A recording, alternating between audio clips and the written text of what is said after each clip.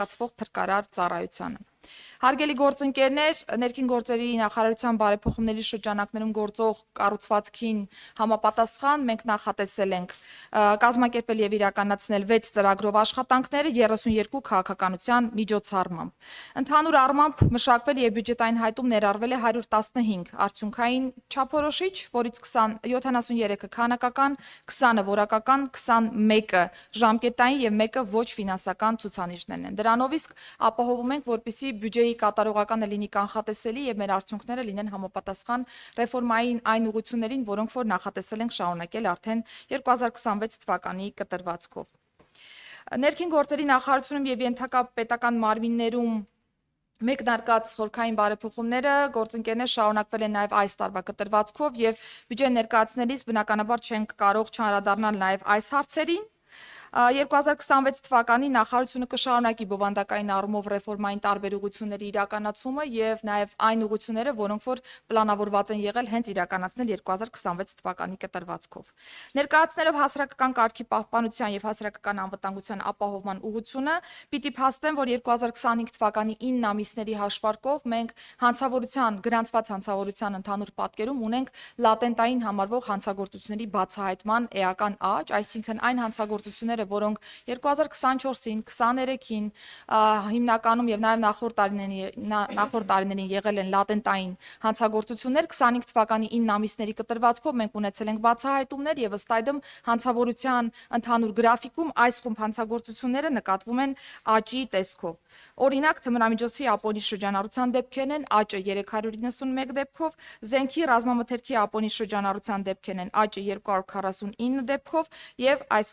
այսպես շարունակ։ Գործընկերներ պիտի փաստեն, որ հաշվետու ժամանակահատվածում ընդհանուր հանցավորության կառուցվածքում ծանր եւ առանձնապես ծանր հանցագործությունների մասնաբաժինը նվազել է 0.7%-ով, այսինքն ունեցել ենք կրկին ոչ մեծ եւ միջին ծանրության հանցագործությունների հիմնական արձանագրում, որը կազմել է 85.7%։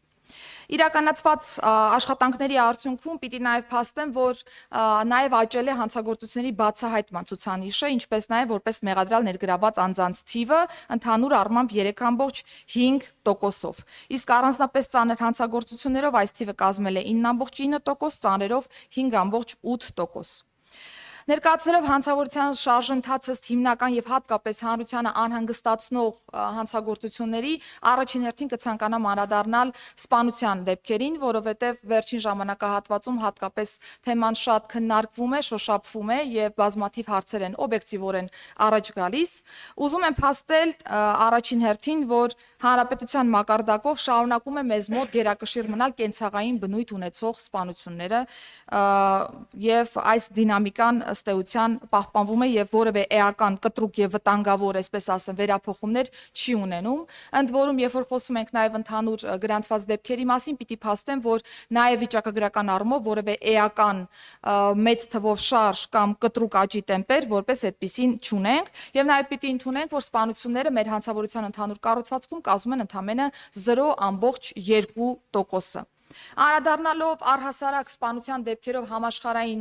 ցուցանիշներին, հարգելի գործընկերներ, որպեսզի նաև պատկերացնենք Հայաստանը ինչպիսի դիրքերում է գտնվում այս տեսանկյունից, անդրադառնամ ՄԱԿ-ի թմրամիջոցների եւ հանցավորության դեմ պայքարի գրասենյակի սպանությունների վերաբերյալ համաշխարհային զեկույցներին, որոնք պարբերաբար համապատասխան ինդեքսներով քննարկում են տարբեր երկրներում սպանությունների ընդհանուր պատկերը եւ տալիս են գնահատականներ։ Ինդեքսը հիմնականում կազմում է 100,000 բնակչի հաշվով տեղի ունեցած սպանությունների հաշվարկով եւ պիտի փաստեմ, որ 2021 թվականին ընդհանուր առմամբ միջին համաշխարհային ցուցանիշը կազմում է 100,000 բնակչի հաշվով 5.8 դեպք։ Ընդ որում այս գնահատումը պարբերական բնույթ կրող գնահատում է եւ 4-ից 5 տարվա կտրվածքով է պարբերաբար ՄԱԿ-ը թարմացնում այս գնահատումները։ Հայաստանը, հարգելի գործընկերներ, շարունակում է համաշխարհային միջինից ցածր ցուցանիշներ գրանցել, այսինքն երբ որ ասում ենք միջինից ցածր ցուցանիշներ, սա դրական արդյունք է, որովհետև եթե համաշխարհային մակարդակում 100,000 բնակչի հաշվով միջինում 5.8 դեպք է սպանության արձանագրվում, 2021 թվականին Հայաստանի մոտ այս ցուցանիշը եղել է 2, 22 թվականին 1.9, 2023-ին 1.8, 2024-ին 2։ Ակնհայտորեն նկատում եք, որ կրկնակից ավելի, այսպես ասեմ, նվազում ունենք մենք ընդհանուր առմամբ միջին համաշխարհային ցուցանիշից։ Իհարկե, սա չի նշանակում, որ մենք չենք շարունակում հետևողականորեն այս ուղղությամբ աշխատանքներ ձեռնարկել, որովհետև երբ որ հատկապես խոսում ենք սպանության դեպքերի մասին, պիտի նկատենք, որ առավելապես հիմնական պատճառները հանդիսանում են կրթական հարցերը, առողջապահական հարցերը, սոցիալական տարբեր հիմնախնդիրները, որոնք որ մեր ուշադրության կենտրոնում են եւ այս տարվա կտրվածքով արդեն իսկ թիրախավորելով բոլոր հիմքերը նախարարության կողմից մշակման փուլում է գտնվում հանցավորության կանխարգելման նոր ռազմավարությունը, որը բազմաբաղադրիչ է եւ անդրադառնալու է այս խումբ բոլոր հարցերին։ Մարդու դեմ ուղղված եւ հատկապես բռնությամբ զուգորդված հանցագործությունների մասով եւս այս ռազմավարությունը ունի հստակ անդրադարձ եւ ըստ այդմ մենք նախատեսում ենք տարեվերջին ամփոփել այս ռազմավարությունը եւ հանդես գալ նոր մեթոդաբանությամբ հանցավորության կանխարգելման շրջանակներում։ Հարգելի գործընկերներ, երբ որ խոսում ենք անչափահասների նաեւ հանցավորության մասին, մենք ընթացիկ տարում նաեւ քննարկել ենք անչափահասների կողմից կատարված եւ անչափահասների նկատմամբ կատարված հանցագործությունների ընդհանուր պատկերը եւ ես պիտի նշեմ, որ հաշվետու տարում 4%-ով նվազել է անչափահասների կողմից կատարված հանցագործությունները։ Փաստ եմ նաև, որ ազգային ժողովի գործընկերների օժանդակությամբ մենք նաև նոր օրենսդրական նախաձեռնություն ենք ընդունել, որով որ անչափահասներին նաև արգելվել է վաճառքը սառը զենքի նմանվող առարկաների, սարքերի կամ գործիքների եւ նշեմ, որ արդեն օրենքի ընդունումից ի վեր 12 դեպքով իրականացրել ենք համապատասխան վարչարարություն եւ այստեղ տեմպերը պիտի պահպանենք, որպեսզի օրենսդրական գաղափարախոսությունը, որը համատեղ ընդունել ենք, կարողանանք պրակտիկայում ապահովել։ Գործընկերներ, անչափահասների մասին երբ որ խոսում ենք, բնականաբար մենք կարիք ունենք նաև ընտանիքի հետ աշխատանքի, կրթական հաստատության հետ աշխատանքի, որովհետև նկատել ենք տարբեր դեպքեր, երբ որ ընտանիքի անդամները չեն բարձրաձայնում կատարված հանցագործության մասին կամ դպրոցները ահազանգեր չեն տրամադրում տարբեր թեմաների մասով եւ չթիրախավորելով որևէ կրթական հաստատության, ես նշեմ, որ նախարարությունը հետևողականորեն աշխատում է նաև այս ուղղությամբ եւ արդեն ընթացիկ տարում 6 միջնորդագիր եմ ուղարկել կրթության, գիտության, մշակույթի եւ սպորտի նախարար գործընկերոջս Տիկին Ժաննա Անդրեասյանին դպրոցների կողմից նմանատիպ տեղեկությունները ոստիկանությանը չտրամադրելու վերաբերյալ այս պրակտիկան շարունակելու ենք համատեղ, որպեսզի կարողանանք ցանկացած իրավիճակ մեր տեսադաշտում պահել եւ ոչ թե արձագանք ունենանք post factum, այլ հենց առաջնային օղակը, որ առնչվում է դեպքին, մեզ այս տեղեկատվությունը փոխանցի։ Որպես միջնաժամկետ մարտավարություն հաշվետու ժամանակահատվածում մենք շարունակել ենք նաև զենք զինամթերքի Ապոնի շրջանառության դեմ պայքարը եւ այս ուղղությամբ նաև արգրավումները եւ նաև կամավոր հանձնման աշխատանքները պիտի փաստեն, որ նախորդ տարվա նույն ժամանակահատվածի համեմատ 59%-ով աճ է գրանցվել արգրավված, հայտնաբերված եւ բացատրական աշխատանքների շնորհիվ կամավոր ներկայացված հրազենի թվի մասով 1074-ից 1708 թվակազմ ունենք այս պայդրությամբ եւ բնականաբար մինչեւ տարեվերջ այս թիվը էականորեն կաճի, որովհետեւ ինտենսիվացրել ենք նաեւ ուժեղացված ծառայությունները, մեթոդաբանական առումով որոշակի փոփոխություններ ենք նաեւ կատարել ոստիկանության կողմից ծառայության կազմակերպման աշխատանքներում։ Անդրադառնալով թմրամիջոցների Ապոնի շրջանառության դեմ պայքարին, պիտի փաստեմ, որ ունենք ընդունված նոր ռազմավարություն 25-ից 27 թվականները ծածկող եւ այս ուղղությամբ հետեւողականորեն շարունակում ենք իրականացնել մի շարք միջոցառումներ։ Գործընկերներ, տրամաբանական է, որ եթե պետությունը պայքարում է Ապոնի թմրաշրջանառության դեմ, նշանակում է վիճակագրական առումով պիտի ունենանք աճ։ Այսինքն պետության տեսադաշտում պիտի հայտնվեն բոլոր այն դեպքերը, որոնք որ կապ ունեն թմրամիջոցների Ապոնի շրջանառության հետ եւ բնականաբար մեր վիճակագրական պատկերում հենց այդպիսի իրավիճակի արձանագրվում։ Թմրամիջոցների Ապոնի շրջանառության դեպքերի հայտնաբերման թիվը աճել է 18.1%-ով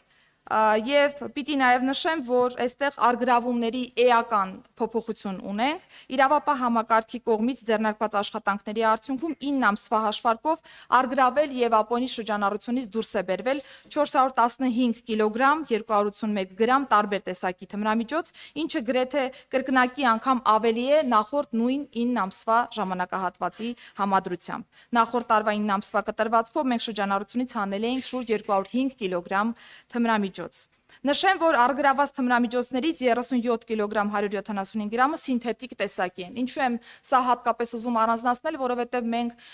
մարտավարական առումով հատկապես ուշադրություն ենք դարձնում այն թմրամիջոցներին, որոնք անձանց առողջության վրա կարող են ավելի մեծ ազդեցություն ունենալ, եւ ըստ այդմ ռազմավարությունը եւս որոշակի կատեգորիզացիա նախատեսել է այս տրամաբանության մեջ։ Եվ անդրադառնալով միայն ոստիկանության կողմից արձանագրված դեպքերին, պիտի փաստեմ, որ ընդհանուր այս պատկերում միայն ոստիկանության կողմից հաշվետու ժամանակահատվածում, այսինքն 9 ամսվա կտրվածքով առգրավել է 290 կիլոգրամ 683 գրամ տարբեր տեսակի թմրամիջոցներ, ինչը 128 կիլոգրամով շուրջ ավել է նախորդ տարվա համադրությամբ հենց ոստիկանության արձանագրած ցուցանիշներից։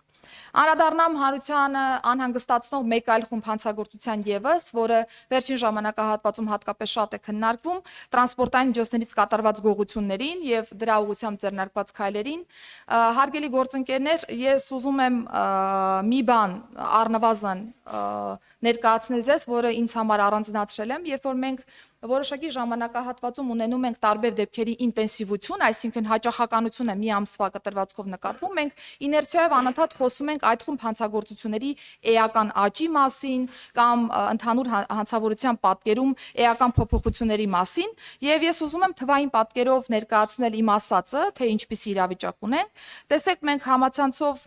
տարբեր ժամանակահատվածներում քննարկում ենք այս խումբ դեպքերը, ընդ որում նաեւ падգամավորներն են բարձրաձայնում այս հարցի մասին, օբյեկտիվ իրականության մեջ այո, տրանսպորտային միջոցներից կատարված գողությունների մասով ունենք խնդիր, բայց վիճակագրական պատկերում արձանագրվել է 1443 դեպք, ինչը 5.4%-ով պակաս է նախորդ տարվա նույն ժամանակահատվածի համեմատ։ Այսինքն, երբ որ նայում ենք վիճակագրական պատկերը, նկատում ենք, որ անցած տարվա 9 ամիսների համադրությամբ մենք ունենք տրանսպորտային միջոցներից կատարված գողության դեպքերի նվազում։ Միաժամանակ մենք նաև օրվա տարբեր ժամերին բակային շրջիկ ծառայությունների կազմակերպման եղանակով բացահայտել ենք բազմադրվակ գողություններ կատարող 16 խմբեր եւ շորթում կատարող 4 հանցավոր խմբեր, ինչը կարծում եմ առաջիկայում նաև էական նշանակություն կունենա այս հանցավորության վիճակագրական հետագա պատկերի մասով։ Բնականաբար այս արդյունքները գոհացուցիչ համարել անձամբ ես չեմ կարող, որովհետեւ ի վերջո շարունակում են այս խումբ հանցագործությունները տեղի ունենալ եւ մտահոգել մեր հանրությանը, ըստ այդմ հանդես ենք եկել օրենսդրական նախաձեռնությամբ, որով որ խստացվել է քրեական պատասխանատվությունը տրանսպորտային միջոցների բաղադրիչ մասերի սարքերի կամ սարքավորումների գողության առումով, որը նախատեսված է արդեն որպես միջին ծանրության հանցանք, նախկինի ոչ մեծ ծանրության հանցանքի փոխարեն։ Անդրադառնալով տնտեսական գործունեության դեմ ուղղված հանցագործություններին, պիտի փաստեմ, որ 9 ամսվա հաշվարկով քրեական ոստիկանության կողմից ներկայացվող հաղորդումներով պետության եւ համայնքին պատճառված նյութական վնասը նախնական հաշվարկներով կազմել է շուրջ 25 միլիարդ դրամ։ Եվ հետևողականորեն աշխատում ենք նաեւ քննչական մարմինների եւ նաեւ դատախազության մեր գործընկերների հետ, որպեսզի նաեւ վերականգնված միջոցները կարողանանք ավելի մեծ ծավալով ապահովել դեպի պետական բյուջե։ Հաշվետու ժամանակահատվածում բացահայտվել է նաև կեղծ ներդրումային հարթակների միջոցով համակարգչային հափշտակություններ կատարող 3 հանցավոր խմբեր, մեղադրանքի առաջադրվել 18 անձի։ Սա հատկապես կարևորում եմ, որովհետև նմանատիպ հանցավոր խմբերում ներգրաված են բազմաթիվ մեծ քանակությամբ անձինք, այդ թվում օտարերկրացիներ, մեծ թվով նաև տուժածներ ունենք եւ մի քանի ամսվա ինտենսիվ օպերատիվ աշխատանքի արդյունքում մեզ հաջողվում է այսպիսի հանցավոր խմբեր բացահայտել եւ նաև կոտրել են շղթան, որը հետագայում բերելու է վիճակագրական պատկերի էական խեղմանը։ Ճանապարհատրանսպորտային պատահարների մասով պիտի փաստեմ, որ մենք ունենք ճանապարհատրանսպորտային պատահարների որոշակի աճ 10.7%-ով, միևնույն ժամանակ մենք արձանագրել ենք զոհերի թվի նվազում նախորդ կրկին 9 ամսվա համեմատությամբ 43-ով նվազել են զոհերը։ Հարգելի գործընկերներ, սա իհարկե ցույց է տալիս ոստիկանության ինտենսիվ աշխատանքը, բայց կարծում եմ ճանապարհատրանսպորտային թվի աճը, այսինքն ինքնին գոյությունը ճանապարհատրանսպորտային պատահարների դեռևս շարունակում է մտահոգիչ մնալ եւ մենք այս ուղղությամբ ունենք հստակ ռազմավարություն շարունակելու իրազեկման միջոցառումները թե վարորդների, թե երթևեկության մնացյալ մասնակիցների շրջանում, որովհետեւ ճանապարհատրանսպորտային պատահարների նվազման պիտի նաեւ գանք ընդհանուր վիճակագրական պատկերում, որպեսզի կարողանանք գոհացուցիչ դիտարկել ընդհանուր առմամբ իրավիճակը։ Ներկայացնելով ոստիկանության ինստիտուցիոնալ զարգացումը, պիտի փաստեմ, որ ընթացիկ տարում շարունակել ենք աշխատանքները եւ նոյեմբերի 1-ին գործարկվել է ոստիկանության 4-րդ վերջին հենասյունային ուղղությունը ոստիկանության գվարդիան, որը պիտի պատասխանատու լինի երկրում հասարակական կարգի եւ անվտանգության ապահովման համար։ Ընթացիկ տարում նաեւ մեծածավալ աշխատանքներ ենք իրականացրել ոստիկանությունում ուժային միջոցների գործադրման ստանդարտի ներդրման ուղղությամբ։ Նոյեմբերի 1-ից ուժի մեջ է մտել նոր ստանդարտը եւ ես պիտի նշեմ, որ ոստիկանության համակարգի համար նախադեպը չունեցող ծավալով 10,000-ից ավելի ոստիկանության ծառայողներ անցել են ուժային միջոցների գործադրման ստանդարտով վերապատրաստումներ։ Բայց բնականաբար սին կլինեն այն պատկերացումները, որ ուժային միջոցների գործադրմամբ մենք իսպառ վերացնելու ենք բոլորեն թերությունները եւ հարցերը, որոնք պրակտիկայում կարող են ի հայտ գալ։ Դրա համար հետեւողականորեն պիտի շարունակենք վերապատրաստման աշխատանքները ոստիկանության ծառայողների շրջանում եւ հասնենք նրան, որ այո, տարիների կտրվածքով այս ստանդարտը պիտի դառնա արդեն ոստիկանության ծառայողների մարմնի հիշողության մաս եւ կարիք չի լինելու այլև այլ միջամտությունների, որպեսզի այս ստանդարտին համահունչ ծառայողները կարողանան իրենց վարքագիծը կազմակերպել։ Գործընկերներ, պիտի նշեմ, որ մենք էական առաջընթաց են գրանցել նաև ներքին գործերի նախարարության համակարգում մեկ միասնական օպերատիվ կառավարման կենտրոնի ձևավորման աշխատանքների ուղղությամբ, մինչև տարեվերջ պատրաստ կլինի նաև ծրագրային ապահովումը, որով որ կմիատեղենք առաջին փուլում ոստիկանության եւ փրկարար ծառայությանը ուղղորդվող զանգերը, իսկ արդեն հաջորդ տարվա կտրվածքով սրանց կմիանա նաև շտապօգնություն եկող զանգերը եւ մենք կկարողանանք մեկ միասնական հարթակ ունենալ այս առումով եւս։ Մարդկային ռեսուրսների կառավարման համակարգի խորքային բարեփոխումը եւս ընթացիկ տարում մեր թիրախում է եղել եւ մենք նաեւ ազգային ժողովի կողմից ունեցել ենք հաստատում ոստիկանության կարգապահական նոր կանոնագրքի, որտեղ բարեվարկության թեմային հստակ հատուկ անդրադարձ կա։ Առաջին անգամ հետեւյալ կարգավորումը ունենք, որ նախարարության կազմում գործող ներքին անվտանգության եւ հակակոռուպցիոն վարչությունը, որը պատասխանատու է համակարգի կարգապահության նաեւ համար այդ դեպքերի բացահայտման համար, աշխատանքի ընդունելու է ծառայողին բացառապես բարեվարկության ստուգման եզրակացության հիման վրա։ Սա կարծում եմ շատ կարևոր է, որովհետև բարեվարկությունը ստուգող, կարգապահությունը ստուգող ստորաբաժանման աշխատակիցները առաջին հերթին իրենք պիտի լինեն այդպիսին, ապա նոր միայն դիտարկեն մյուս ծառայողների վարքագիծը։ Անդրադառնալ